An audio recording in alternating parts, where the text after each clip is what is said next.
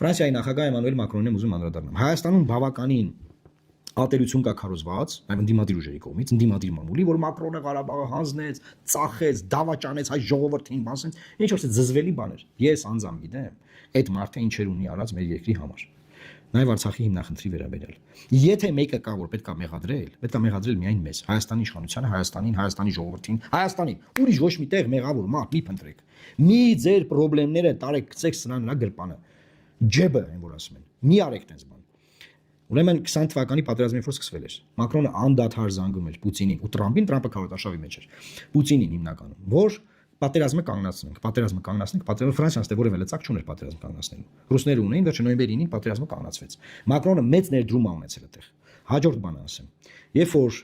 էթնիկ զտումը սկսվեց Լեռնային Ղարաբաղում, Ֆրանսիան ՄԱԿ-ի անվտանգության խորհրդին նիստ հրավիրեց։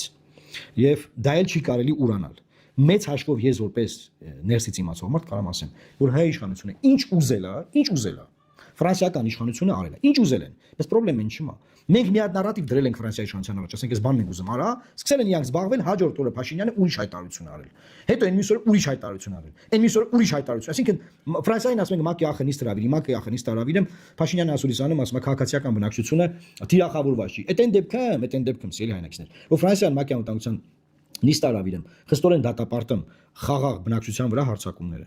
Պատկերացնում եք, ասենք անդադար պաստավկային կարել մեր միջազգային գործընկերներին, բայց Հայաստանում թողել որ քննարկվի, շրջանառվի մի հատ բան ուրացողական արշավ, ասենք մեր գործընկերների դեմ։ Հիմա հետ գալով պետք է Մակրոնին ամենաբարձր մակարդակով ընդունել, մյուս տարի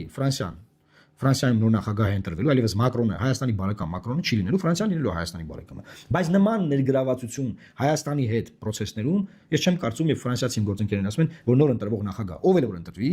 այլևս այդքան պրոհայկական չի լինելու, ժողովուրդ, չի լինելու էլ այդքան պրոհայկական։ Հետաբար այս վերջին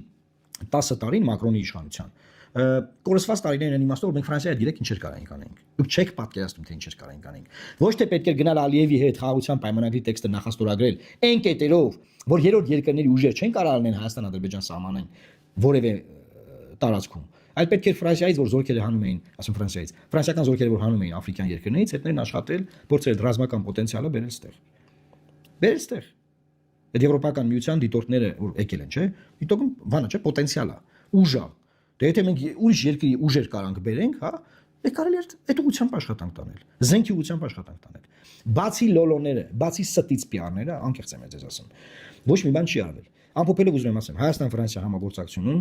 ասենք ունեցել ենք 100% պոտենցիալ, ասենք 100%-ի պոտենցիալից օգտագործվել է 17%-ը։ Այս իմ գնահատականն է։